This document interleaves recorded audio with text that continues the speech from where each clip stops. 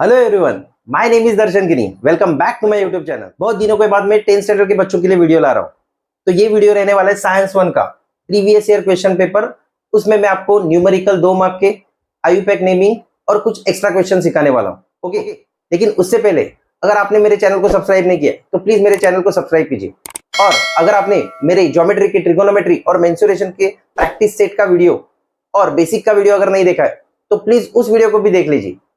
वो वीडियोस आपको मेरे प्लेलिस्ट में मिलेंगे। और एक बात बच्चों, मुझे मालूम है कि मैथ्स 1 का जो एग्जाम है उससे पहले आपको 4 दिन छुट्टी है, तो वो टाइम पे आप मेरे साइंस के न्यूमेरिकल्स थोड़ा टाइम निकाल के देख सकते हैं। नहीं तो आपको जब साइंस 1 के दिन पे छुट्टी है, एक दिन की छुट्टी है, उससे पहले भी आप मेरे ये वीडियोस देख सकते हैं। आपको जरूर इसका फायदा होगा, तो प्लीज आप इस वीडियो को जरूर देखिए। ओके, तो चलो बच्चों, अभी हम लोग साइंस 1 के PYQ स्टार्ट करते हैं। ओके,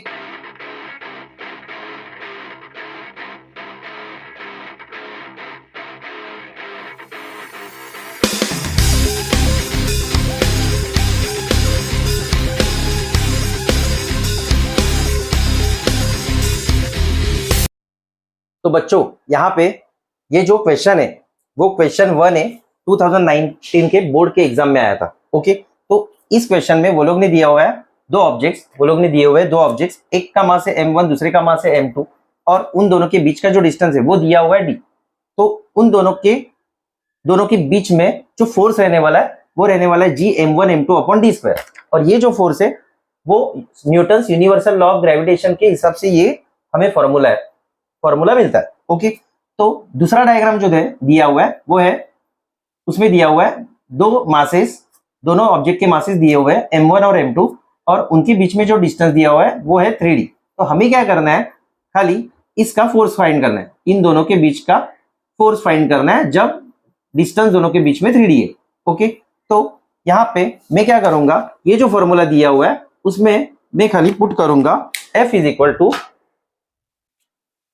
इक्वल टू जी तो यूनिवर्सल ग्रेविटेशनल कांस्टेंट है, तो उसकी वैल्यू तो चेंज नहीं होती, और m1 m2 उसकी भी वैल्यू चेंज नहीं होगी क्योंकि दोनों का भी मासेस क्या है, m1 m2 है, और ये जो डिस्टेंस है दोनों के बीच का वो 3d है। तो यहाँ पे मैं क्या करूंगा, d के जगह पे 3d पुट करूंगा, और f का जो वैल्यू है वो हमें मिलेगा Gm1 m2 अपॉन 3 का स्क्वायर होता है 9, d का स्क्वायर होता है d स्क्वायर, तो हमें मिलेगा force Gm1 m2 upon 9d square. तो इसे करके हमें ये जो आंसर है वो बॉक्स में पुट करना है खाली। ओके, तो ये जो कैलकुलेशन है वो आप रफ पेज पे कर सकते हैं। ओके, तो ऐसे करके आपका ये क्वेश्चन 1 ही कंप्लीट होता है। तो अभी हम लोग नेक्स्ट प्रॉब्लम देखते हैं। ओके, तो बच्चों हमारा जो नेक्स्ट प्रॉब्लम है वो क्वेश्चन 2, थर्ड सब क्वेश्चन 2019 के पेपर में आया था।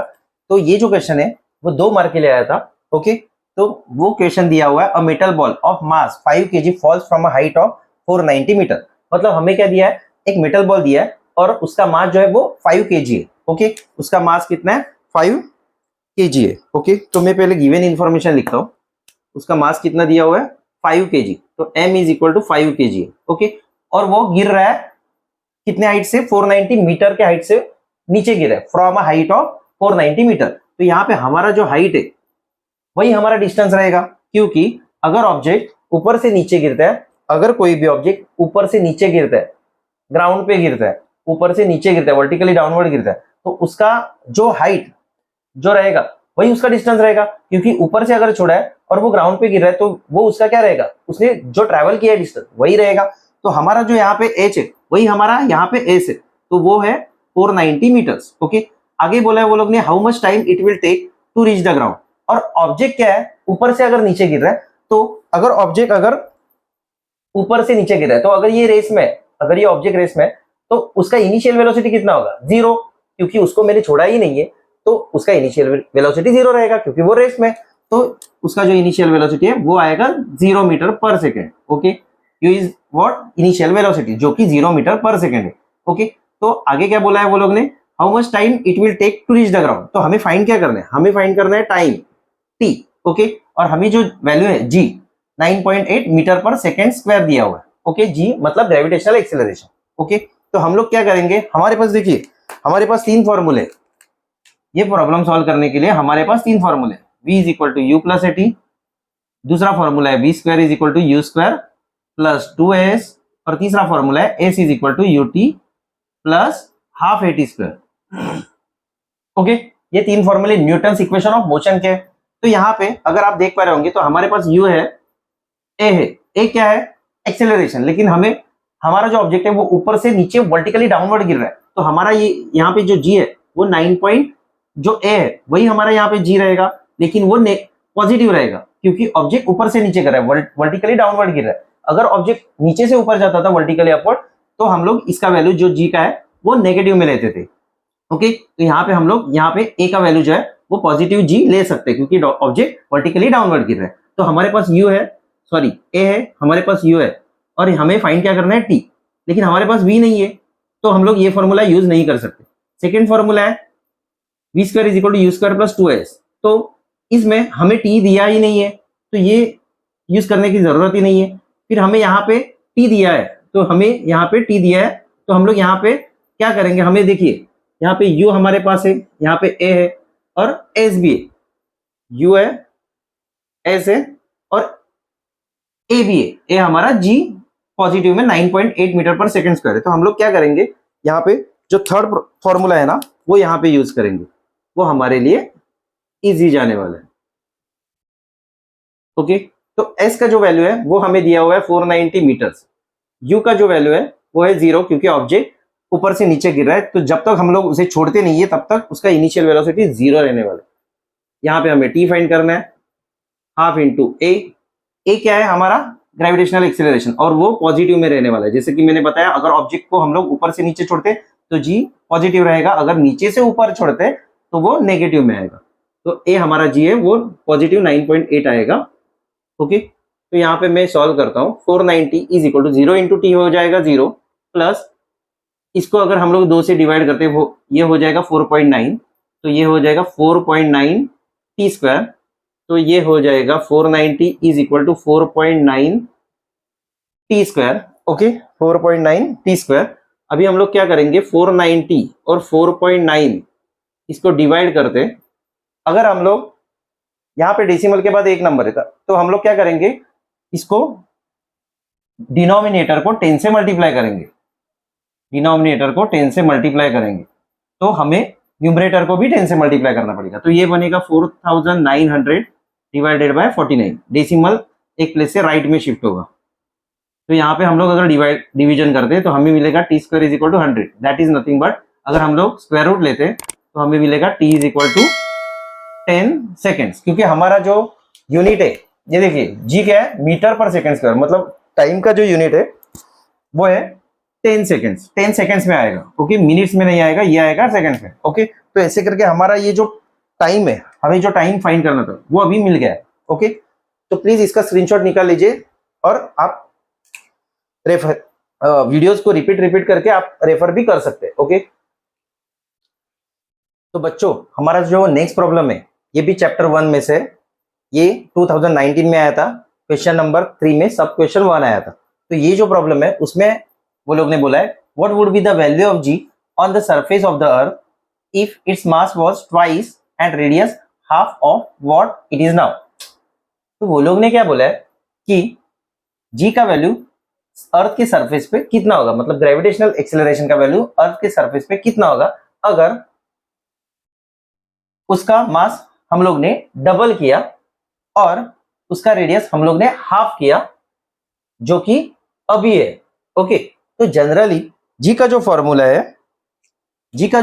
है ग्रेविटेशनल एक्सेलरेशन का वो है gm upon r square. Okay, वो है gm अपॉन आर स्क्वायर।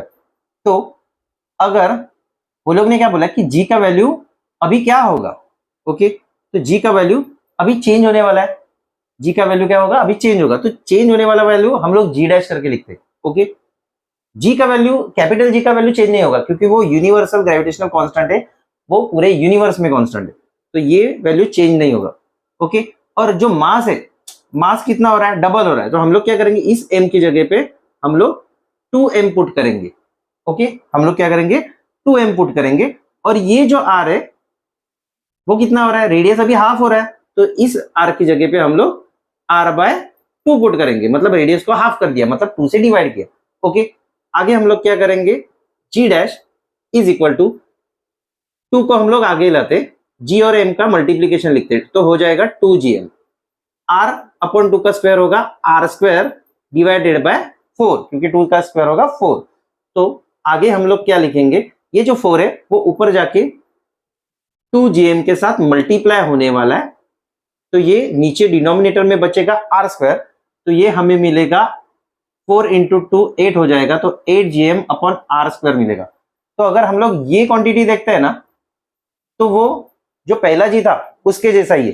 तो इसका मतलब क्या है कि जो हमारा जो अभी जी डैश है, जो नया जी डैश है, जो जब हम लोग मास को डबल करते, रेडियस को आधा करते, तब हमें कैसे मिलेगा जी डैश, 8 इंटू जो पहला जी था जीएम अपॉन आर स्क्वायर, वो यहाँ पे हम लोग लिखेंगे।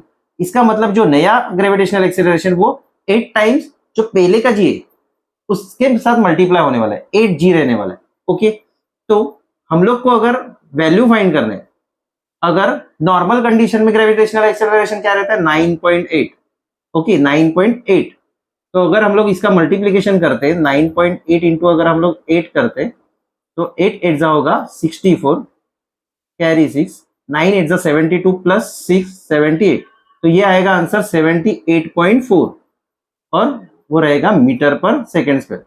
ओके, कुछ लोगों ने, अगर आपके स्कूल में अगर ये सम सॉल्व किया है, तो कुछ लोग इतना सा भी आंसर रख सकते, रखते होंगे। ओके, मैंने पूरा का पूरा सॉल्व करके दिखा है। ओके, तो आपको अगर पूरा का पूरा सॉल्व करना है तो इधर तक भी आप सॉल्व कर सकते हैं। ओके, तो यहाँ पे हमारा ये प्रॉब्लम कंप्लीट होता है। ओके, तो प्लीज आप इसका स्क्रीनशॉट निकाल लीजिए। ओके, तो बच्चों हमारा जो नेक्स्ट प्रॉब्लम है वो 2019 के पेपर में से क्वेश्चन नंबर 2 सब क्वेश्चन 1। ओके, तो यहाँ पे दिया हुआ है 2 tungsten bulbs of power 50 what and 60 what work on 220 volt potential difference. Okay, हमारे पास दो बल्ब है, एक का पावर 50 वॉट है, दूसरे का पावर 60 वॉट है, और उन दोनों का पोटेंशियल डिफरेंस दिया हुआ है 220 volt. If they are connected in parallel, how much current will flow in the main conductor. तो मेन कंडक्टर में से कितना करंट फ्लो होने वाला है वो हमें फाइंड करना है जब ये दोनों बल्ब पैरेलल कनेक्शन में रहेंगे। तो अभी आपको ये चीजें सब 9th स्टैंडर्ड में थी, जब दो रेजिस्टर, अभी यहाँ पे रेजिस्टर की जगह पे हम लोग बल्ब लेंगे, दो बल्ब अगर सीरीज में है तो वो टाइम पे जो करंट दोनों बल्ब में से पास होने वाला है वो सेम रहने वाला है। इसलिए मैंने यहाँ पे लिखा है I is equal to I1 is equal to I2, मतलब जो करंट दोनों में से पास होने वाला है वो सेम है, और वही कंडक्टर मेन कंडक्टर में, वही करंट मेन कंडक्टर में से भी फ्लो होने वाला है। ओके, लेकिन यहाँ पे ये जो पोटेंशियल डिफरेंस रहने वाला है वो दोनों के लिए अलग रहने वाला है, बल्ब 1 के लिए V1, बल्ब सेकंड के लिए V2। तो इन दोनों बल्ब के वोल्टेज का एडिशन जो होगा वो मेन कंडक्टर का पोटेंशियल डिफरेंस V रहने वाला है। तो V यहाँ पे क्या आएगा V1 प्लस V2, कभी जब दो बल्ब सीरीज कनेक्शन में होते। लेकिन हमें यहाँ पे क्या दिया हुआ है, दो बल्ब पैरेलल कनेक्ट है। ओके, पैरेलली कनेक्ट है। तो यहाँ पे मैंने वो डायग्राम निकाला हुआ है, ये मैंने जो डायग्राम निकाला हुआ है वो पैरेलल कनेक्शन के लिए, तो आपको कंफ्यूज नहीं होना है। ये मैंने सीरीज के लिए एक्सप्लेन किया, अगर एग्जाम में सीरीज के लिए आता है तो आप ये फॉर्मूला यूज कर सकते हो। ओके, और अगर पैरेलल कनेक्शन आता है तो पैरेलल कनेक्शन में देखिए मैंने बल्ब 1 और बल्ब 2 दोनों पैरेलल में अटैच किए, कनेक्ट किए, तो जो मेन कंडक्टर में से करंट पास होने वाला है वो आगे जाके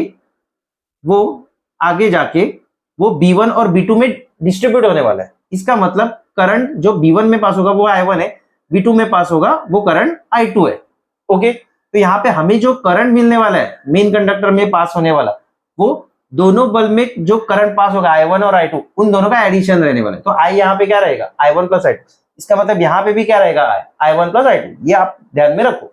ओके, फिर बाद में यहाँ पे इन दोनों के लिए भी, बल्ब 1 और बल्ब 2 दोनों के लिए भी जो पोटेंशियल डिफरेंस है वो सेम रहने वाला है, इसलिए मैंने यहाँ पे V लिखा है। ओके, तो बल्ब के लिए पोटेंशियल डिफरेंस और बल्ब 2 के लिए पोटेंशियल डिफरेंस, ये जो मेन कंडक्टर के लिए पोटेंशियल डिफरेंस है उसके साथ इक्वल रहने वाले हैं। मतलब यहाँ पे जो पोटेंशियल डिफरेंस है ये दोनों के लिए भी सेम रहने वाला है। तो इस कंडीशन में हमें जो पोटेंशियल डिफरेंस मिलने वाला है इन दोनों के लिए V1 V2 और मेन कंडक्टर के लिए वो तीनों के लिए भी सेम रहने वाला है 220 वोल्ट। ओके, तो एक एक करके मैं तुम लोग को प्रॉब्लम लिखता हूं मैं, तो आपको समझ में आएगा कि एक्चुअली प्रॉब्लम क्या है। ओके, तो यहाँ पे हम लोग पहले लिखते हैं पावर्स। पावर्स कितने दिए हुए हैं? पहले बल्ब के लिए 50 वॉट, सेकेंड बल्ब के लिए 60 वॉट, और जो पोटेंशियल डिफरेंस दिया है, मैंने जैसे बोला कि पैरेलल कनेक्शन है तो पोटेंशियल डिफरेंस दोनों भी बल्ब के लिए सेम रहने वाला है, जो कि मेन कंडक्टर में। इसका मतलब V1 V2 ये मेन कंडक्टर में जो पोटेंशियल डिफरेंस जा रहा है, जो कि है 220 वोल्ट, उसके साथ इक्वल रहने वाला है। ओके, समझ में आया?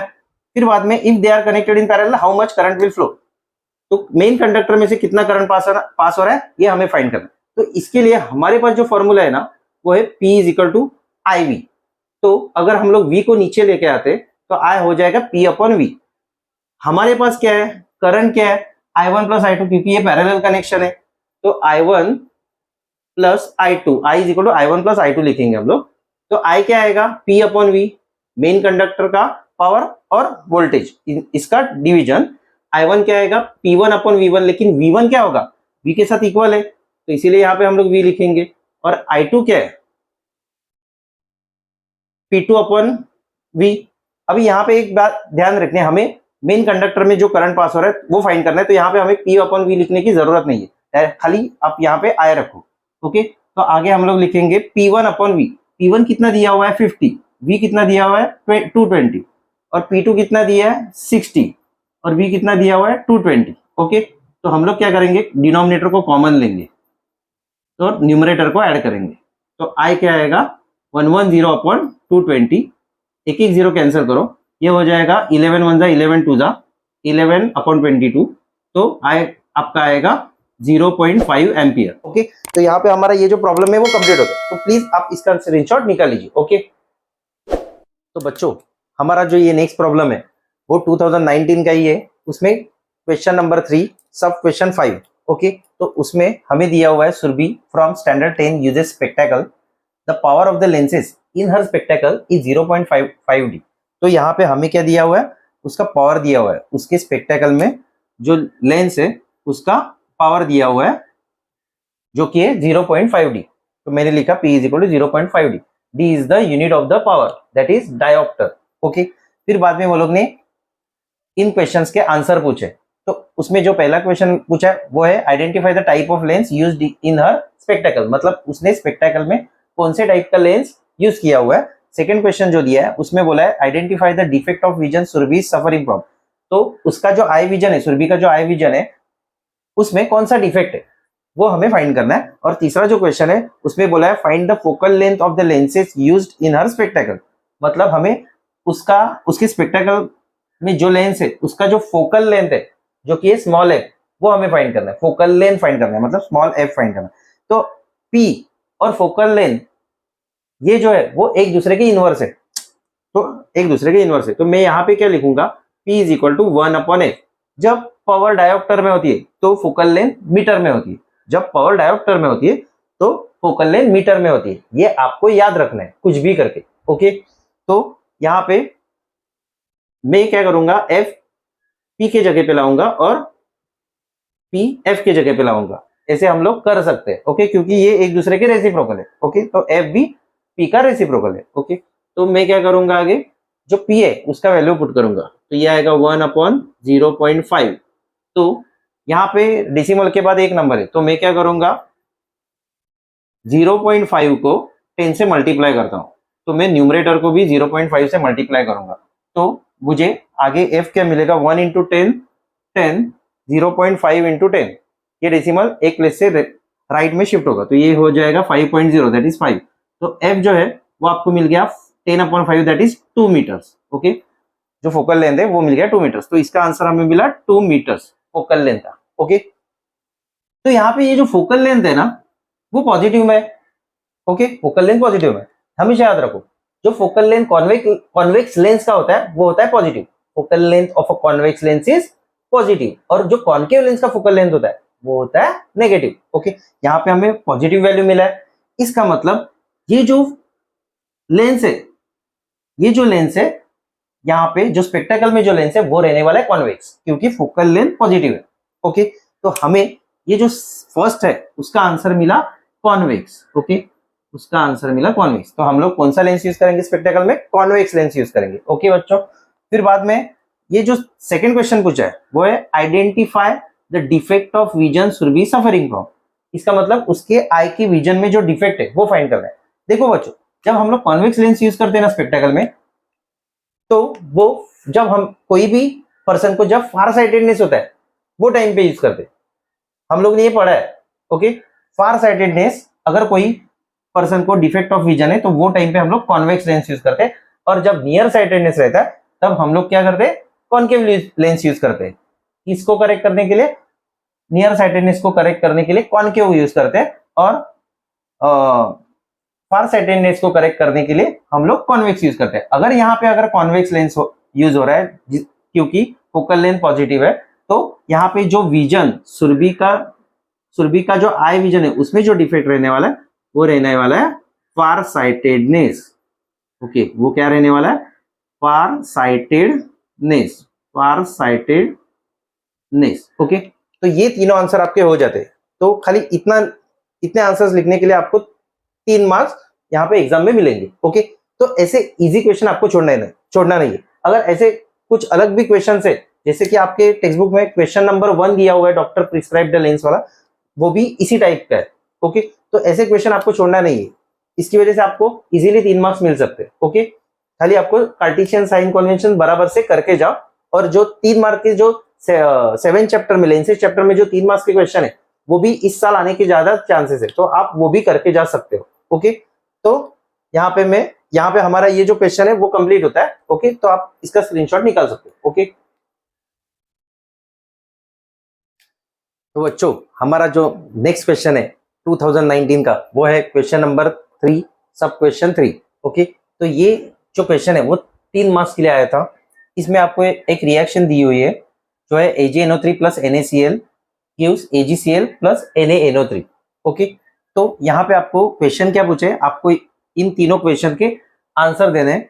तो ये जो पहला क्वेश्चन है उसमें बोला है identify and right the type of chemical reaction. दूसरा क्वेश्चन है right the definition of about type of reaction. तो ये जो भी टाइप है केमिकल रिएक्शन का उसका आपको डेफिनेशन लिखना है। और तीसरे में बोला है कि रिएक्टेंट्स और प्रोडक्ट्स के नाम लिखो। ओके, तो आपको ये वर्ड के फॉर्म में लिखने। ओके, तो पहले हम लोग ये केमिकल रिएक्शन देखेंगे। तो पहले तो हम लोग को ये आइडेंटिफाई करना है। तो अगर हमें केमिकल रिएक्शन को आइडेंटिफाई करना है तो हमें पहले रिएक्शन बराबर से देखना होगा।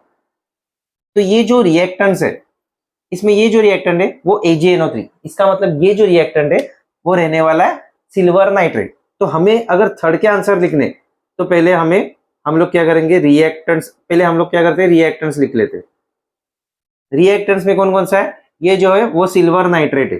Ag is the silver and NO3 is the nitrate, so ये बनेगा सिल्वर नाइट्रेट। ओके, पहला रिएक्टेंट कौन सा है, सिल्वर नाइट्रेट। फिर बाद में ये जो है वो हमारा फेमस है NaCl सॉल्ट। ओके, तो ये है sodium chloride, Na is sodium, Cl is chlorine, so sodium chloride is the salt. Okay, फिर बाद में AgCl सिल्वर क्लोराइड। ओके, ये क्या है, प्रोडक्ट। ओके, ये क्या है, प्रोडक्ट। तो पहला प्रोडक्ट है silver chloride, Ag is silver and Cl is chlorine, so it is nothing but the silver chloride. और जो दूसरा है प्रोडक्ट वो है sodium nitrate. Sodium nitrate, sodium is Na and NO3 is the nitrate, sodium nitrate. ऐसे करके हमें ये जो रिएक्टेंट्स है और प्रोडक्ट ये तो मिल गए। ओके, तो पहली बात, इस रिएक्शन को आइडेंटिफाई कैसे करना है। तो अगर आप इसमें प्रोडक्ट देख रहे होंगे ना, तो ये जो सिल्वर क्लोराइड है ना वो प्रेसिपिटेट है। देखो जो चैप्टर 3 है उसमें आपको जो सभी रिएक्शन दिए हुए हैं उसमें एक रिएक्शन ऐसा है जिसमें प्रेसिपिटेट फॉर्म होता है। Precipitate means insoluble solid.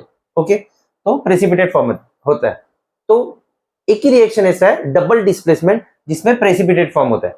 अगर आपको प्रेसिपिटेट समझ में नहीं आता हो या प्रेसिपिटेट अगर एग्जाम में नहीं दिया हो और खाली ये डाउनवर्ड एरो दिया हो, तो इस डाउनवर्ड एरो से भी आप पहचान सकते हैं कि ये जो डाउनवर्ड एरो है वो प्रेसिपिटेट के लिए रहता है। ओके, तो ऐसे करके आप वेरीफाई कर सकते हो कि ये डबल डिस्प्लेसमेंट है।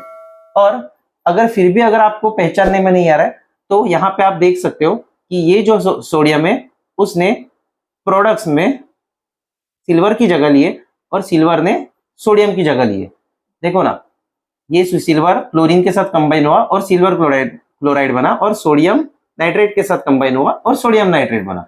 ओके, तो ऐसे करके यहाँ पे दो आयंस क्या कर रहे हैं, खुद की पोजीशन को एक्सचेंज कर रहे हैं। Okay, so they are exchanging their position. So the chemical reaction, definition क्या है डबल डिस्प्लेसमेंट का, the chemical reaction in which the ions are exchange to make precipitate, to make precipitate, okay, to make precipitate is nothing but double displacement reaction। तो definition तो हो गया, the reaction in which ions are exchanged to form a precipitate is called as a double displacement reaction।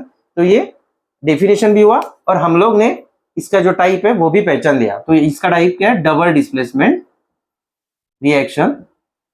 Okay, और इसका definition आपको exam में लिखना है, the reaction in which the ions are exchange to form a precipitate is called as a double displacement reaction। और reactant और product भी हम लोग ने लिख दिए। ओके, तो ऐसे करके आपका ये क्वेश्चन कंप्लीट होता है। ओके, सभी तीनों आंसर हम लोग को मिल गए। ओके, तो प्लीज आप इसका स्क्रीनशॉट निकाल लीजिए। ओके, तो बच्चों 2022 मतलब लास्ट ईयर का जो पेपर था उसमें क्वेश्चन 3, उसमें सब क्वेश्चन 3 था, उसमें आपको बोला था identify type of chemical reaction given below. तो अगर आपको कुछ रिएक्शन दिए हुए और आपको type of chemical reaction identify करने को बोलते हैं, तो आपको क्या करना है कि रिएक्शन पहले बराबर से देखना है। तो जैसे कि यहाँ पे मेंशन किया है, तो ये पहला रिएक्शन क्या है, CuSO4 plus iron gives iron sulphate plus copper. Okay, तो यहाँ पे आप देख पा रहे होंगे कि आयरन जो है वो कॉपर से हाई रिएक्टिव है। अगर आप रिएक्टिविटी सीरीज ऑफ मेटल्स देख पा रहे होंगे आपके टेक्स्ट बुक में, अगर आप देख पा रहे होंगे तो यहाँ पे ये जो आयरन है वो हाईली मॉडरेटली रिएक्टिव मेटल है, और ये जो कॉपर है ना वो लो रिएक्टिव मेटल है। ओके, तो ये आयरन क्या करेगा, ये जो कॉपर है उसको कॉपर सल्फेट में से क्या करेगा, डिस्प्लेस करेगा और उसकी जगह लेगा। तो ये कॉपर जो है वो क्या हो जाएगा, वो सेपरेट हो जाएगा और आयरन सल्फेट के साथ मिलके आयरन सल्फेट बनाएगा। इसका मतलब क्या है कि इस रिएक्शन में जो हाई रिएक्टिव एलिमेंट है वो क्या कर रहा है, लो रिएक्टिव एलिमेंट को डिस्प्लेस कर रहा है। तो अगर ये डिस्प्लेस कर रहा है तो इसका मतलब ये जो रिएक्शन है वो रहने वाली है डिस्प्लेसमेंट रिएक्शन, क्योंकि आयरन जो कि हाई रिएक्टिव एलिमेंट है वो कॉपर को डिस्प्लेस कर रहा है और अलग कर रहा है सल्फेट से, और खुद उसकी जगह लेके आयरन सल्फेट फॉर्म कर रहा है। ओके, तो ऐसे करके ये आपको समझ में आया होगा कि डिस्प्लेसमेंट रिएक्शन क्या होता है। ओके, फिर बाद में जो सेकंड रिएक्शन दिया है उसमें आप देख पा रहे होंगे कि दो रिएक्टेंट्स एक साथ मिलके एक प्रोडक्ट बना रहे, बराबर। तो इसका मतलब ये जो रिएक्शन रहने वाली है वो रहने वाले combination reaction, because combination reaction is the reaction in which two or more reactants react with each other to form a single product। या इस रिएक्शन को आप ऑक्सीडेशन रिएक्शन भी बोल सकते हैं, क्योंकि जब कोई भी रिएक्शन में ऑक्सीजन ऐड होता है तो उस रिएक्शन को हम लोग क्या बोलते हैं, ऑक्सीडेशन रिएक्शन। तो यहाँ पे मैग्नीशियम और ऑक्सीजन का रिएक्शन हो रहा है, मतलब मैग्नीशियम ऑक्सीडाइज हो रहा है, ऑक्सीजन के साथ रिएक्शन करके ऑक्सीडाइज हो रहा है, इसीलिए इस रिएक्शन को हम लोग ऑक्सीडेशन रिएक्शन ऐसे भी बुला सकते हैं। Okay, oxidation reaction. ओके, आपने इनमें से एक लिखा तो भी मार्क्स मिलना चाहिए। ओके, फिर बाद में यहाँ पे एक सिंगल प्रोडक्ट है और वो क्या कर रहा है, खुद को वो डीकम्पोज होके उससे दो नए प्रोडक्ट बन रहे हैं, दो नए प्रोडक्ट मिल रहे हैं। तो यहाँ पे ये जो रिएक्शन होगा वो रहने वाला है डीकम्पोजिशन रिएक्शन। तो डीकम्पोजिशन रिएक्शन क्या होता है, decomposition reaction is the reaction in which two or more products are formed from a single reactant, and that reaction is nothing but what, decomposition reaction। Okay, या इसको आप reduction reaction भी बोल सकते हो। क्यों ऐसा, क्योंकि यहाँ पे देखो ऑक्सीजन अलग हो रहा है, अगर ऑक्सीजन रिमूव हो रहा है, ओके, ऑक्सीजन रिमूव हुआ यहाँ पे, तो यहाँ पे इसका मतलब removal of oxygen is also called as what, reduction reaction. तो इसलिए ये रिडक्शन रिएक्शन भी बोल सकते हैं। ज्यादा से ज्यादा आप क्या करो, आप ये आंसर्स लिखने के लिए ट्राई करो। ओके, ऑक्सीडेशन रिडक्शन पे ध्यान नहीं दिया तो भी चलेगा, फिर भी अगर क्वेश्चन आता है, अगर ऐसा क्वेश्चन आता है तो यहाँ पे ऑक्सीडेशन लिख सकते हो, ऐसा नहीं है कि लिख नहीं सकते, लेकिन आप मेन आंसर पे ध्यान दो। ओके, तो यहाँ पे हमारा ये जो 3 मार्क्स का क्वेश्चन है वो यहाँ पे कंप्लीट होता है। तो ऐसे करके आपको इजीली मार्क्स मिल सकते हैं, तो आप प्लीज ऐसे क्वेश्चन ज्यादा से ज्यादा अटेम्प्ट करिए। ओके, तो यहाँ पे आप स्क्रीनशॉट अभी ले सकते हो। ओके, तो बच्चों यहाँ पे क्वेश्चन नंबर 3, फोर्थ सब क्वेश्चन 2022 के पेपर में आया था। तो वो क्वेश्चन है, if the speed of light in medium is 1.5 into 10⁸ metre per second, what is the absolute refractive index of the medium? Speed of light in vacuum दिया हुआ है 3 into 10⁸ मीटर पर सेकेंड। तो absolute refractive index, इसका जो definition है वो है the refractive index of any medium with respect to vacuum is called as an absolute refractive index. Okay, तो यहाँ पे 2 मीडियम रहेंगे। ओके, तो जो मीडियम है वो कौन सा मीडियम है ये हमें दिया नहीं है, लेकिन उस मीडियम का एब्सोल्यूट रिफ्रैक्टिव इंडेक्स अगर हमें फाइंड करना है विथ रिस्पेक्ट टू वैक्यूम, तो उसके लिए हमारे पास जो फॉर्मूला है वो है एब्सोल्यूट रिफ्रैक्टिव इंडेक्स। मैं पहले लिखता हूं, absolute refractive index of any medium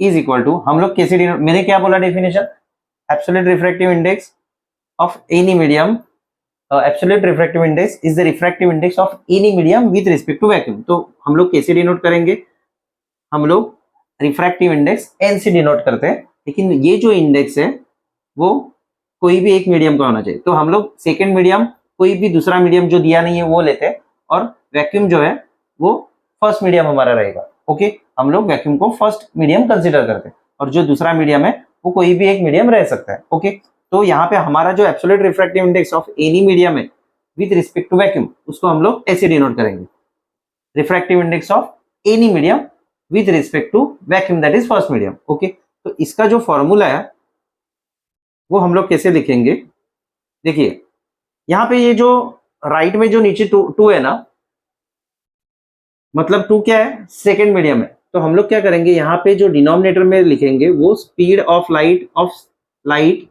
in second medium लिखेंगे, speed of light in second medium, speed of light in second medium लिखते हैं।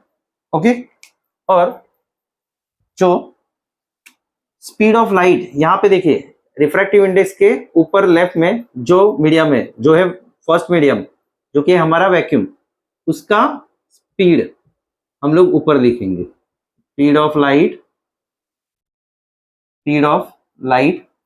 इन first medium. Okay, speed of light in first medium, that is vacuum. Okay, तो speed of light in first medium, मैं यहाँ पे first medium की जगह पे vacuum लिखता हूँ, इन वैक्यूम, क्योंकि हमारा फर्स्ट मीडियम वैक्यूम है।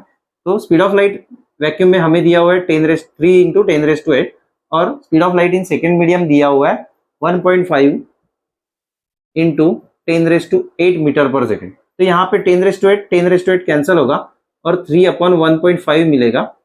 इसे हम लोग न्यूमरेटर और डिनोमिनेटर में 10 से मल्टीप्लाई करेंगे। ओके, तो हमें मिलेगा 3 into 10 30, और 1.5 into 10 हो जाएगा 15, तो यह आएगा 2/1, 30/15 आएगा 2/1। तो ऐसे करके हमें absolute refractive index of any medium मिल जाता है 2। Okay, 2/1 is the 2। ओके, तो ऐसे करके हमारा ये जो प्रॉब्लम है वो अभी कंप्लीट होता है। तो ऐसे करके आपको खाली इतना करने के लिए 3 मार्क्स थे, तो ऐसे प्रॉब्लम मत छोड़िए एग्जाम में। ओके, प्लीज आप स्क्रीनशॉट निकाल लीजिए। ओके, तो बच्चों अभी हम लोग आईयूपैक नेमिंग देखेंगे। ओके, तो मैं पहले टेक्स्ट बुक में जो क्वेश्चन नंबर 5 है ये सॉल्व करके लेता हूँ, फिर बाद में हम लोग जो क्वेश्चन पेपर है, बोर्ड क्वेश्चन पेपर, उसके क्वेश्चन सॉल्व करेंगे। ओके, क्योंकि बोर्ड के क्वेश्चन ज्यादा नहीं है, तो पहले इसीलिए आईयूपैक नेमिंग थोड़ा सा समझने के लिए थोड़े ज्यादा एग्जांपल्स लेने जरूरी है। ओके, तो जब आप आईयूपैक नेमिंग करते हो तो आपको पहले देखना है कि कोई भी जो भी कंपाउंड आपको दिया है, मैंने यहाँ पे टोटल 6 7 8 कंपाउंड यहाँ पे उसके स्ट्रक्चरल फॉर्मूलाज यहाँ पे लिखे हुए हैं। ओके, तो पहले आपको क्या करना है, आपका पहला स्टेप 1 क्या होगा, आपको क्या करना है, कंपाउंड्स में जितने भी कंपाउंड्स है उसमें कार्बन के नंबर्स को मेजर काउंट करना है, कार्बन के नंबर्स को काउंट करना है, ये आपका स्टेप 1 है। उससे क्या होगा कि आपको समझेगा कि इसका जो पेरेंट अल्केन है वो क्या है, उसका पेरेंट अल्केन क्या है वो आपको समझेगा। तो यहाँ पे मैं पहला एग्जांपल हम लोग देखेंगे, तो इसमें अगर आप कार्बन काउंट कर रहे होंगे तो ये देखो, ये पहला कार्बन है, ये दूसरा, तीसरा और चौथा। इसका मतलब यहाँ पे जो पेरेंट अल्केन रहेगा वो रहने वाला है ब्यूटेन। ओके, क्योंकि 4 कार्बन है तो यहाँ पे पेरेंट अल्केन रहने वाला है ब्यूटेन। फिर बाद में हमें देखना है कि कोई भी 2 कार्बन के बीच में सिंगल बॉन्ड है, डबल बॉन्ड है कि ट्रिपल बॉन्ड है। तो यहाँ पे हम लोग देख सकते हैं कि यहाँ पे हर एक 2 कार्बन के बीच में, हर 2 कार्बन के बीच में यहाँ पे सिंगल बॉन्ड ही है। इसका मतलब यहाँ पे अल्किन या अल्काइन होने का चांस ही नहीं है, इसका मतलब ये अल्किन ही रहने वाला है। ओके, फिर बाद में यहाँ पे हमें देखना है कि कोई फंक्शनल ग्रुप है क्या।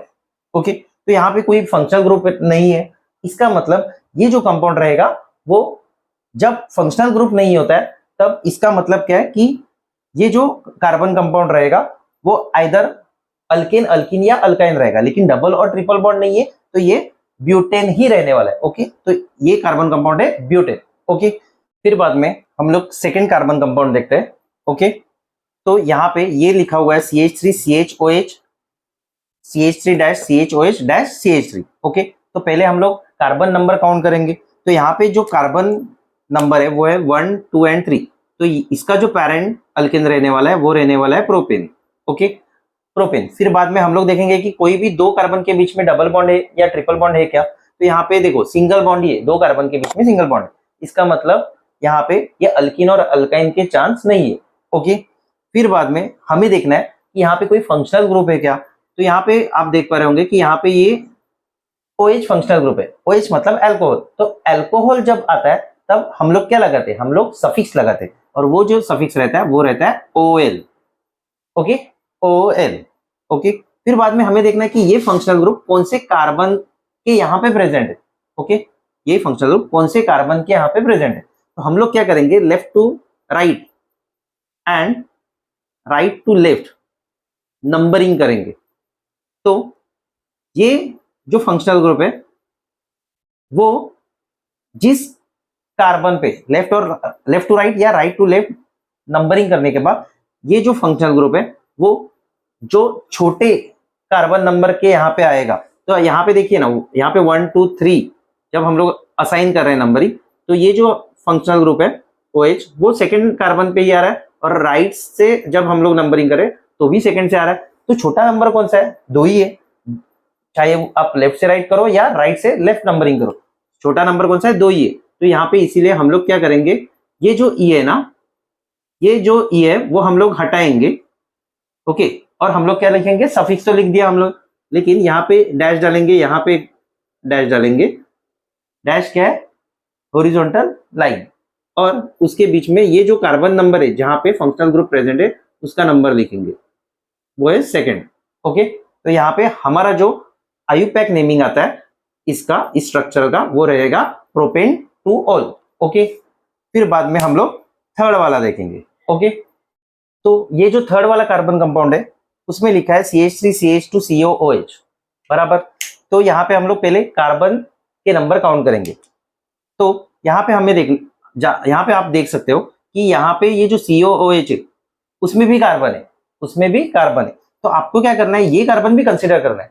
कुछ बच्चे क्या करते हैं, ये कार्बन को इग्नोर करते हैं, ऐसा आपको नहीं करना है, आपको ये कार्बन को भी काउंट करना है। तो 1 2 और 3 ऐसे 3 कार्बन हो गए। तो यहाँ पे हमारा जो पेरेंट अल्केन रहेगा वो रहने वाला है प्रोपेन, क्योंकि 3 कार्बन है। फिर बाद में हमें देखना है कि कोई भी 2 कार्बन के बीच में डबल बॉन्ड या ट्रिपल बॉन्ड है क्या, तो नहीं है, इसका मतलब ये अल्किन अल्काइन रहने के चांस ही नहीं है। ओके, अल्किन अल्काइन रहने के चांस नहीं है, तो ये सिंगल बॉन्ड ही है। ओके, फिर बाद में हमें देखना है कि ये फंक्शनल ग्रुप है क्या, तो ये फंक्शनल ग्रुप है यहाँ पे। यहाँ पे COOH ये फंक्शनल ग्रुप है, ये है कार्बोक्सिलिक ग्रुप। ये क्या है? कार्बोक्सिलिक एसिड का ग्रुप। तो कार्बोक्सिलिक एसिड अगर है फंक्शनल ग्रुप, तो हम लोग क्या करेंगे, ये ई को हटाएंगे और हम लोग जो सफिक्स लगाएंगे वो रहने वाला है ओइक एसिड। ओके, वो रहने वाला है ओइक एसिड, वो रहने वाला है ओइक एसिड।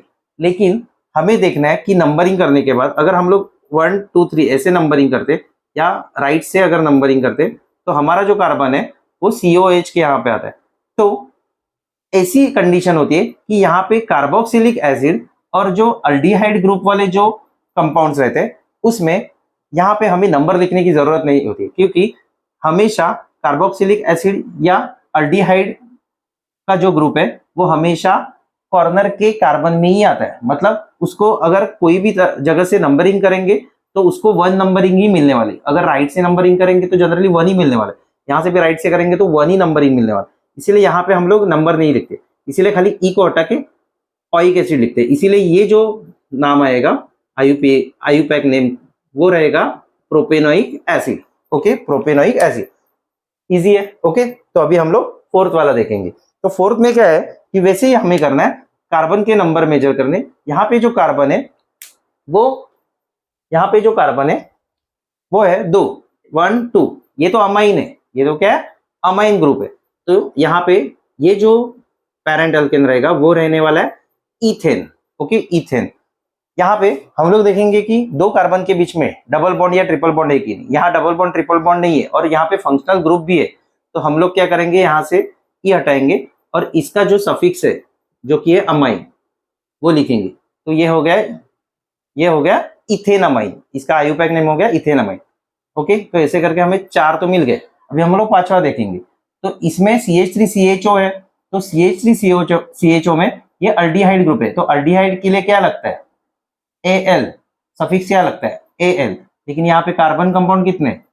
कार्बन कितने? 2 है। तो यहाँ पे ये इथेन रहने वाला है, पैरेंट अल्केन इथेन। सफिक्स लगने वाला है एल, इसीलिए यहाँ पे ये क्या है? फंक्शनल ग्रुप है, इसलिए हम लोग ई को हटाएंगे। ओके, ई को हटाएंगे और यहाँ पे देखेंगे कि डबल बॉन्ड या ट्रिपल बॉन्ड है कि नहीं। Double bond triple bond 2 carbon के बीच में नहीं है, तो यहाँ पे हमारा ये जो फंक्शनल ग्रुप आएगा वो रहने वाला है इथेनल। वो क्या रहने वाला है? इथेनल। फिर बाद में हम लोग एफ वाला देखेंगे। एफ में देखेंगे कि कार्बन कितने? 1 2 3 4। तो इसका मतलब ये ब्यूटेन है, पैरेंट अल्केन ब्यूटेन है। फंक्शनल ग्रुप है क्या? देखो, फंक्शनल ग्रुप CO है। फंक्शनल ग्रुप क्या है? CO कीटोन है।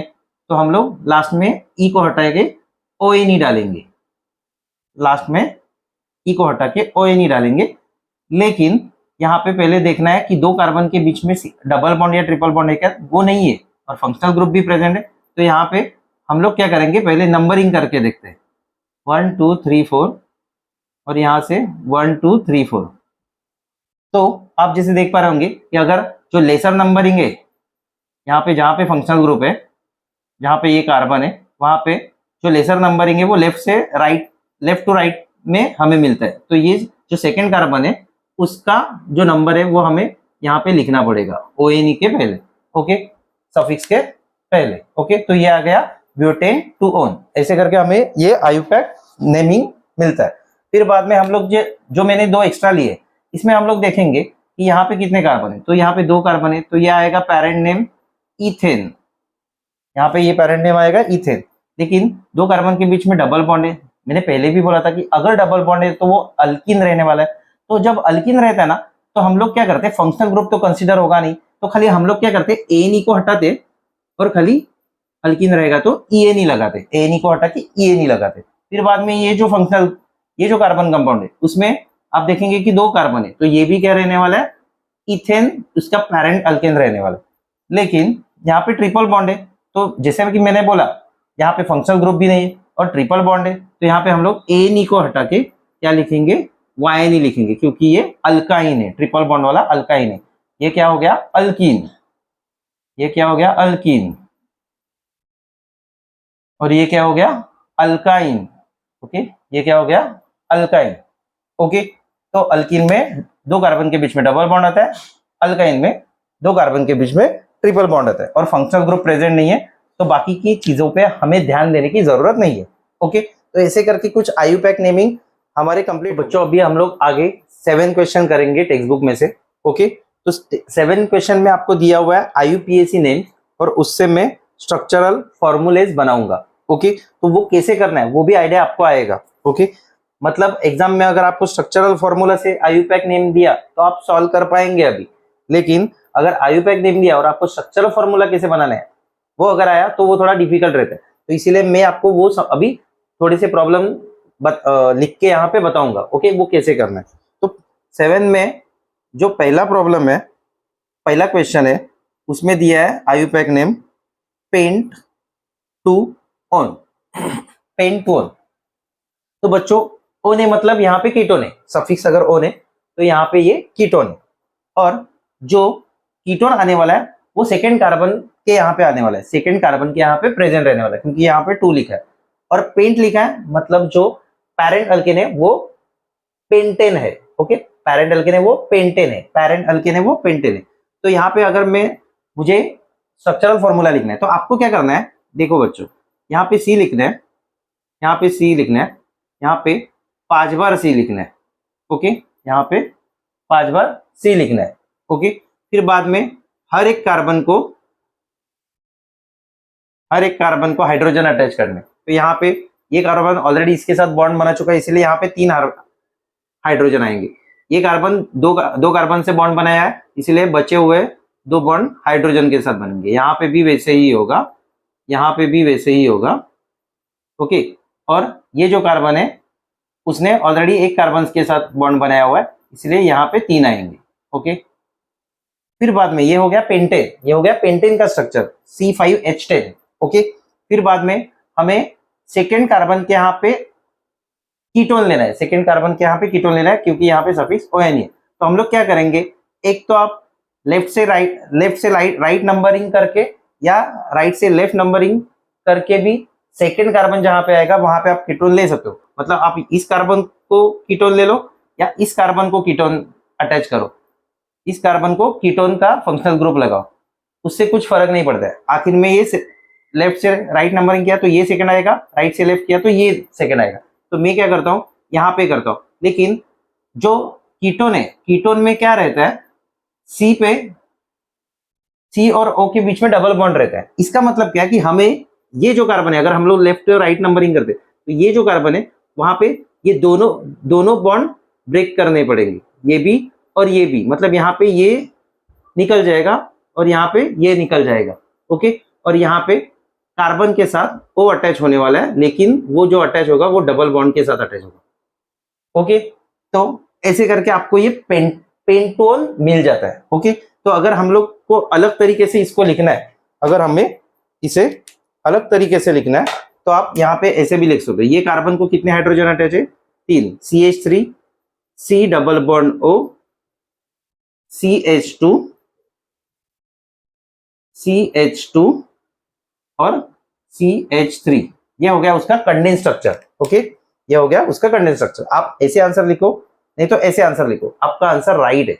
ओके, तो जनरली आप ये रफ वर्क करके आप कंडेंस स्ट्रक्चरल फॉर्मूला लिख सकते हो। ये आंसर आप लिखेंगे तो अच्छा भी होगा, बेटर होगा। ओके, तो ऐसे करके आपको पेंटेन टू ऑन तो अभी समझ में आया होगा। तो हमारा जो सेकेंड क्वेश्चन है वो दिया हुआ है 2-क्लोरोब्यूटेन, 2-क्लोरोब्यूटेन, 2-क्लोरोब्यूटेन।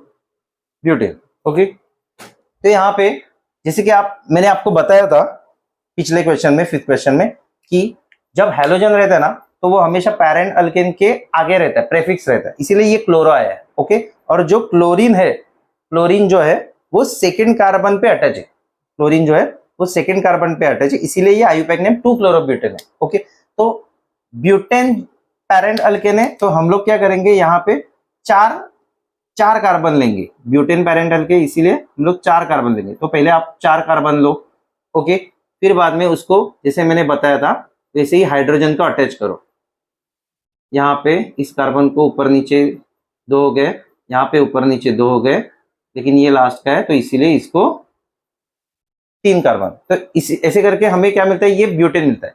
ओके, नॉर्मल ब्यूटेन मिलता है, लेकिन क्लोरीन, क्लोरीन कहाँ पे चाहिए हमें? सेकंड नंबरिंग पे चाहिए। आप लेफ्ट से राइट नंबरिंग लो या राइट से लेफ्ट नंबरिंग लो। अभी मैं समझो ये राइट से लेता हूं, तो क्लोरीन, कार्बन और क्लोरीन के बीच में सिंगल बॉन्ड रहता है, तो ये हाइड्रोजन को हटा के मैं क्या करूंगा, यहाँ पे क्लोरीन लगाऊंगा, यहाँ पे क्लोरीन लगाऊंगा। तो ऐसे करके अगर हम लोग इसका कंडेंस स्ट्रक्चर फॉर्मूला बनाते हैं, सी को 3 हाइड्रोजन, इस सी को ऊपर नीचे 2 हाइड्रोजन, इस सी एच को, ये सी एच, और इसमें यहाँ पे ऊपर सी एल है। यहाँ पे ऊपर लिखो नहीं तो नीचे लिखो, आपको सी एल लिखना है, और यहाँ पे कार्बन को 3 हाइड्रोजन, ऐसे करके आपको ये 2 क्लोरो ब्यूटेन मिलता है। ओके, तो इजी है। ओके, तो ऐसे करके हमारे 2 प्रॉब्लम अभी हो गए। ओके, तो अभी हम लोग तीसरा प्रॉब्लम देखते हैं। तीसरा प्रॉब्लम जो है ना, वो हम लोग ने 5th क्वेश्चन में पहले ही देखा है, और वही आपको शायद 2022 के एग्जाम में 1 मार्क के लिए आया था, प्रोपेंटोल। तो आप वो 5th क्वेश्चन में रेफर कर दो। ओके, फिर बाद में जो डी है वो मिथेनल है, जो डी है वो मिथेनल है। अभी मिथेनल है मतलब लास्ट में जो सफिक्स लगा है वो एल है, मतलब ये जो ग्रुप रहने वाला है वो अल्डिहाइड ग्रुप है, तो इसका मतलब ये आएगा CHO, फंक्शनल ग्रुप आएगा CHO। मिथेनल है, तो मिथेनल के लिए हम लोग क्या करेंगे, पहले मीथेन का स्ट्रक्चर लिखो। ओके, मीथेन का स्ट्रक्चर लिखो। ओके, फिर बाद में हम लोग क्या करेंगे, अल्डिहाइड ग्रुप है, तो हम लोग को इतना जानना है कि अगर मिथेनल है तो यहाँ पे एक ही कार्बन रहने वाला है, यहाँ पे क्या रहने वाला है, एक ही कार्बन रहने वाला है। तो यहाँ पे हम लोग क्या करेंगे, CHO रहता है, CHO कैसे रहता है, CHO ऐसे रहता है, C और O के बीच में डबल बॉन्ड रहता है। तो यहाँ पे अगर डबल बॉन्ड आना है ना, तो हम लोग को ये 2 हाइड्रोजन को निकालना पड़ेगा, तो ये मैं निकाल दूंगा और ये भी मैं निकाल दूंगा, और यहाँ पे डबल बॉन्ड O लिख दूंगा। तो ऐसे करके आपको ये जो कंडेंस स्ट्रक्चर फॉर्मूला है वो ऐसे मिल जाते हैं, H अलग और CHO क्या हो गया, एक अल्डिहाइड ग्रुप हो गया HCHO। इसे हम लोग फॉर्माल्डिहाइड भी बोलते हैं, कॉमन नेम क्या है इसका, फॉर्माल्डिहाइड। ओके, तो इसका आयुपैक नेम है मिथेनल। ओके, तो ये हमारा आंसर है, यहाँ पे ये हमारा आंसर है, यहाँ पे ये हमारा आंसर है। तो हम लोग अभी ई वाला देखते हैं। अभी ई वाला है वो ब्यूटेनोइक एसिड है। हम लोग ने पिछले 5th प्रॉब्लम में भी ऐसा कुछ आयुपैक नेम देखा था, लेकिन हम लोग अभी ब्यूटेनोइक एसिड देखते हैं। अभी ब्यूटेनोइक एसिड मतलब ब्यूटेन है, और ऑई के मतलब कार्बोक्सिलिक एसिड है। कार्बोक्सिलिक एसिड को OIC एसिड ऐसे लगता है, सफिक्स OIC एसिड ऐसे लगता है, लेकिन ब्यूटेन हमारा पैरेंट अल्केन है, तो हम लोग पहले ब्यूटेन निकाल लेते हैं। ब्यूटेन के लिए 4 कार्बन रहने वाले। ओके, ब्यूटेन के लिए 4 कार्बन रहने वाले। ओके, तो ये हमारा हो गया ब्यूटेन। ओके, तो ब्यूटेनोइक एसिड है। तो मैंने पहले भी बोला था कि जो ऑइक एसिड, कार्बोक्सिलिक एसिड में जो कार्बन रहता है ना, वो अगर राइट से या लेफ्ट से नंबरिंग किया, जनरली हम लोग समझो राइट से नंबरिंग किए, तो ये जो कार्बन है उस कार्बन पे ही हमारा COOH रहने वाला है, COOH रहने वाला है। ओके, तो यहाँ पे COOH रहेगा, इसीलिए यहाँ पे ये H और ये H यहाँ से निकल जाएगा। तो हमारा ये जो स्ट्रक्चर है वो ऐसे बनेगा, CH3 CH2 CH2 COOH।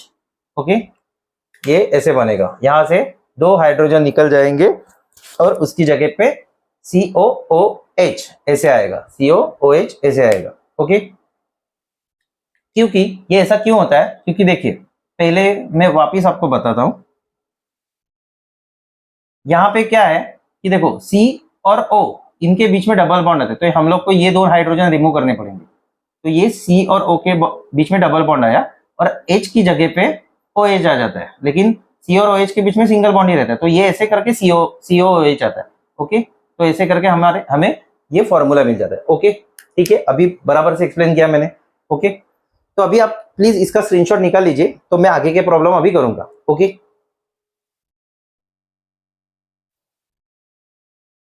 तो बच्चों अभी आयुपैक नेमिंग पे इतने प्रॉब्लम करने के बाद मेरे ख्याल से आपको अभी आयुपैक नेमिंग अभी बराबर से समझ में आया होगा कि आपको कैसे पैरेंट अल्किन को पहचानना है, कैसे आपको कार्बन नंबर काउंट करना है, फिर बाद में आपको अल्किन है या अल्काइन है कैसे डिटरमाइन करना है, और आपको जो कार्बोक्सिलिक एसिड और अगर अल्डिहाइड है तो वहां पे नंबरिंग की जरूरत नहीं पड़ती है। ये आपको अभी समझ में आया होगा कौन कौन सा सफिक्स लेना है, जैसे कि अल्डिहाइड, कीटोन, फिर बाद में अल्कोहल, और जो दूसरे जो भी है अमाइन, ऐसे इनको इनके फंक्शनल ग्रुप को सफिक्स लेना है। और अगर कोई हैलोजन ग्रुप में से आता है जैसे chlorine, bromine, iodine, okay, fluorine, तो अगर इनमें से कोई आता है तो उनको क्या करना है, आईयूपैक नेम देते वक्त आपको उनको प्रेफिक्स में लगाना है। जैसे कि हम लोग ने एक एग्जांपल देखा था अभी, क्लोरोब्यूटेन, तो क्लोरोब्यूटेन के आगे लगा है, ब्यूटेन में से ई को रिमूव नहीं करना है, डायरेक्टली आपको क्या ब्यूटेन तो पेरेंटल के लिए लिखना है, लेकिन उसके आगे प्रेफिक्स लगाना है क्लोरो, ओके। और जो नंबरिंग देना है वो क्लोरीन जहां पे जिस कार्बन पे वहां पे lesser numbering, right to left या लेफ्ट टू राइट में जहां पे लेसर कार्बन नंबर रहेगा वहां वो नंबर आपको क्लोरो के आगे देना है। तो ऐसे छोटी छोटी चीजें आपको पढ़ना है। और अगर फिर भी आपको अगर मैंने जो बताया वो समझ में नहीं आया तो प्लीज आप क्या कीजिए, जो स्टेप्स दिए टेक्स्ट बुक में वो स्टेप आप रेफर कीजिए।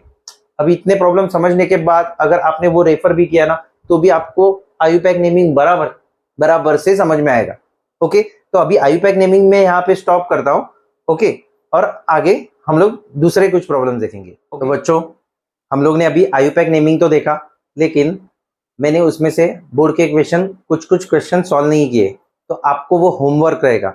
होमवर्क यानी क्या कि मैंने आपको आईयूपैक नेमिंग कैसे करना है वो तो बताया, लेकिन आपको भी कुछ प्रैक्टिस करनी जरूरी है। और जो बोर्ड के क्वेश्चंस है वो थोड़े इजी है, ओके, तो आप वो प्रॉब्लम सॉल्व कर सकते हो, ओके। तो अभी मैं चैप्टर हीट का 2 मार्क का क्वेश्चन ये सॉल्व करूंगा जो 2020 में आया था। Question two b first, how much heat energy is necessary to raise the temperature of 5 kilogram of water from 20 degree Celsius to 100 degree Celsius. तो आपको यहाँ पे क्या पूछा है कि कितनी हीट एनर्जी लगेगी अगर वाटर जो कि 5 किलो का है उसका टेम्परेचर 20 डिग्री सेल्सियस से लेके 100 डिग्री सेल्सियस तक बढ़ाने के लिए। तो बच्चों, आपको यहाँ पे एक चीज ध्यान में रखनी है कि यहाँ पे हम लोग जो हीट एनर्जी हमें लगेगी वाटर का टेम्परेचर 20 से 100 डिग्री सेल्सियस तक बढ़ाने के लिए, तो यहाँ पे हमें जो फॉर्मूला करना है वो लैटेंट हीट के लिए फॉर्मूला नहीं यूज करना है। हमें कौन सा फॉर्मूला यूज करना है, हमें नॉर्मल जो फॉर्मूला है Q is equal to MC delta T वो यूज करना है। ऐसा क्यों, LT क्यों नहीं, M इंटू L क्यों नहीं यूज करना है, क्योंकि वो लैटेंट हीट के लिए यूज किया जाता है। ML फॉर्मूला किसके लिए यूज किया जाता है, लैटेंट हीट। लैटेंट हीट कब यूज होती है, फेज को चेंज करने के लिए, समझ में आ रहा है। लेकिन यहाँ पे वाटर का फेज चेंज हो रहा है क्या, नहीं, यहाँ पे खाली टेम्परेचर बढ़ रहा है। तो अगर टेम्परेचर ही बढ़ रहा है ना तो यहाँ पे हम लोग जब टेम्परेचर बढ़ेगा और फेज चेंज नहीं होगा कोई भी सब्सटेंस का, तब हम लोग MC डेल्टा T ये फॉर्मूला हीट एनर्जी फाइंड करने के लिए यूज करेंगे, ओके। तो Q is equal to MC delta T।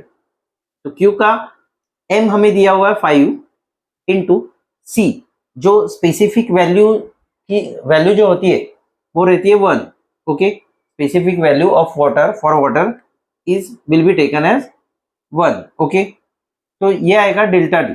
Delta T क्या होगा, TF माइनस TI। तो Q क्या मिलेगा हमें, 5 इंटू 1 5 हो जाएगा, TF minus TI, so it will be 100 minus 20। तो Q जो आएगा ना वो रहेगा 5 into 80, that is Q is equal to 400 calorie, okay, 400 calorie, kilo calorie, क्योंकि ये केजी में, ओके। तो 400 किलो कैलोरी आएगा, ओके। अगर ये ग्राम में होता था तो यहाँ पे आंसर आता था कैलोरी, लेकिन ये केजी में, तो ये आंसर आएगा 400 किलो कैलोरी, ओके। तो इतना इजी क्वेश्चन है 2 मार्क के लिए, तो ऐसे क्वेश्चन आपको एग्जाम में छोड़ना नहीं है, ओके। तो बच्चों, आप इसका स्क्रीनशॉट निकाल लीजिए, ओके। तो बच्चों, अभी हम लोग ट्रिक देखेंगे रे diagram activity type based question के लिए फॉर कॉन्वेक्स लेंस, ओके।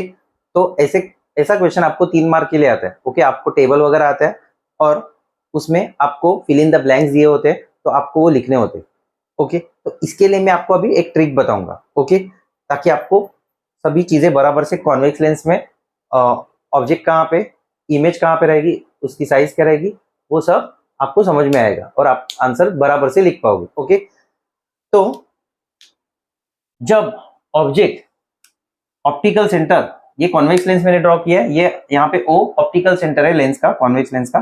तो ऑब्जेक्ट जब O और F1 के बीच में रहेगा, ऑब्जेक्ट जब O और F1 के बीच में रहेगा ऐसे, ओके, ये ऑब्जेक्ट है हमारा, O और F1 के बीच में रहेगा, तब उसकी जो इमेज है वो F1 और 2F के बीच में फॉर्म होती है, लेकिन वो इमेज ऑब्जेक्ट से बड़ी रहती है। समझ में आ रहा है? तो ये जो इमेज है वो वर्चुअल एंड इरेक्ट रहती है, क्योंकि वो लेंस के पीछे के साइड पे फॉर्म नहीं होती है, वो लेंस के फ्रंट में ही फॉर्म होती है। देखो ना, इमेज F1 टू F1 के बीच में है, तो इसका मतलब लेंस के फ्रंट में ही वो फॉर्म हो रही है। मतलब ये इमेज कैसे रहने वाला है, वर्चुअल एंड इरेक्ट। लेकिन वो कब, जब ऑब्जेक्ट को हम लोग ऑप्टिकल सेंटर और F1 के बीच में रखते हैं। समझ में आ रहा है? ओके, और इमेज कैसी है, एनलार्ज है और वर्चुअल एंड इरेक्ट है, मतलब in front of the lens. Okay, convex lens. तो ये एक केस है जब इमेज हमारी कॉन्वेक्स लेंस के लिए वर्चुअल एंड इरेक्ट फॉर्म होती है, और बाकी के जितने भी केसेस है उसके लिए इमेज जो है वो हमेशा रियल एंड इन्वर्टेड फॉर्म में होती है। खाली जब ऑब्जेक्ट और F1 के बीच में रखते हैं तभी virtual and erect image form होती है। ओके, तो ये हमारी पहली केस है कॉन्वेक्स लेंस की। तो अभी हम लोग देखेंगे जब हमारा ऑब्जेक्ट F1 की तरफ आएगा। देखो, पहले ओवर F1 के बीच में था, अभी आएगा F1 के यहाँ पे। जब हमारा ऑब्जेक्ट F1 की तरफ आएगा ना, तब हमारी जो इमेज है ना वो इंफिनिटी पे बनेगी, at back of the lens, लेकिन इंफिनिटी पे, 2f2 से भी बहुत दूर। ओके, 2f2 से भी बहुत दूर बनेगी एट इंफिनिटी। आपको टेक्स्ट बुक में अभी पता चल रहा होगा वो कैसे कहाँ पे बन रहे, बहुत दूर। लेकिन वो भी कैसे रहेगी, एनलार्ज ही रहेगी। वो कैसे रहेगी, एनलार्ज ही रहेगी, और रियल एंड इन्वर्टेड, मतलब इस प्रिंसिपल एक्सिस के नीचे उल्टी रहने वाली है। ओके, मैंने पहले ही बताया, खाली F1 और O के बीच में जब ऑब्जेक्ट रहता है तभी जो यहाँ पे इमेज बनती है, लार्जर इमेज, वो खाली वर्चुअल इरेक्ट होती है, बाकी के सभी रियल एंड इन्वर्टेड रहते हैं। तो इस केस में इमेज कैसे रहने वाली है, रियल एंड इन्वर्टेड और एनलार्ज, मतलब इंफिनिटी पे बहुत लंबी होने वाली। ओके, फिर बाद में जब हमारा ऑब्जेक्ट F1 और 2F1 के बीच में आता है, जब हमारा ऑब्जेक्ट F1 और 2F1 के बीच में आता है, तब हमारी इमेज अभी थोड़ा इंफिनिटी से आगे आएगी, मतलब ये बियॉन्ड 2F2 आएगी। कैसे आएगी, कहाँ पे आएगी, बियॉन्ड 2F2। लेकिन जितनी ऑब्जेक्ट की साइज है उससे थोड़ी बड़ी साइज रहेगी, मतलब ये जो इमेज है वो थोड़ी कैसी रहेगी, लार्जर रहेगी, और कैसी रहेगी, रियल एंड इन्वर्टेड। देखो ना, प्रिंसिपल एक्सिस के नीचे बनी है, तो इसका मतलब ये रियल एंड इन्वर्टेड रहने वाली। अभी ये अगर A है, ये अगर B है, तो ये B डैश रहेगा और ये A डैश रहेगा। तो ये कैसे बनी, रियल एंड इन्वर्टेड बनी। ये कैसे बनी, रियल एंड इन्वर्टेड बनी, उल्टी हो गई। ओके, तो इसकी साइज भी बढ़ गई, एनलार्ज, और रियल एंड इन्वर्टेड भी रहेगी। और कहाँ पे, बियॉन्ड 2F2 रहेगी। कब, जब F1 और 2F1 के बीच में हमारा ऑब्जेक्ट होता है। अभी हमारा ऑब्जेक्ट और लेफ्ट में शिफ्ट हो जाएगा, वो कहाँ पे आएगा, 2F1 के यहाँ पे आएगा। तो जब तक object OF1 eight F1 and F1 and 2F1 के बीच में रहता है ना, तब हमारी जो इमेज है ना वो लार्जर ही रहती है। हमारी इमेज कैसी बनती है, लार्जर बनती है। जब ऑब्जेक्ट 2F1 की तरफ आएगा, ना, तब हमारी जो इमेज है ना अभी लेफ्ट में शिफ्ट हो जाएगी। जैसे जैसे ऑब्जेक्ट लेफ्ट में शिफ्ट होता है, इमेज भी लेफ्ट में शिफ्ट होगी। तो हमारी जो इमेज है वो कहाँ पे बनेगी, अभी वो बनेगी 2F2 के यहाँ पे, लेकिन साइज दोनों का सेम होगा। इसका जितना साइज है उतना ही उसका साइज होगा, मतलब हाइट दोनों की सेम रहेगी। ओके, तो ये एक ही पॉइंट होता है 2F1, जहां पे ऑब्जेक्ट रखने के बाद हमारी इमेज 2F2 में मिलती है। इस केस में ही दोनों का साइज सेम रहता है। देखो, object at 2F1, image at 2F2, object at 2F1, image at 2F2, दोनों का size same. 2F1 2F2 size same, 2F1 2F2 size same, ऐसे आपको याद रखना है।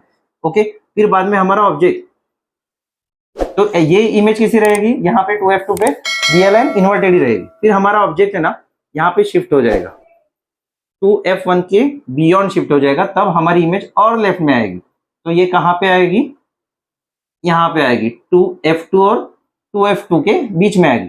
2F1 से लेफ्ट में गई और यहाँ पे आई। लेकिन इस केस में जो इमेज बनेगी ना, देखो यहाँ पे 2F1 2F2 के यहाँ पे, 2F1 के यहाँ पे जब ऑब्जेक्ट था और 2F2 के यहाँ पे जब इमेज बन रही थी वो सेम साइज की थी। अभी क्या होगा, साइज जो है ना इमेज की वो लेसर होती जाएगी, मतलब जितना ऑब्जेक्ट का हाइट रहता है ना, जितना ऑब्जेक्ट का हाइट रहेगा, समझो ये ए बी है, तो अभी ये ए डैश बी डैश क्या होगा, ये छोटा हो जाएगा, मतलब इमेज क्या होगी, छोटी हो जाएगी, वो स्मॉलर होगी। ओके, समझ में आ रहा है।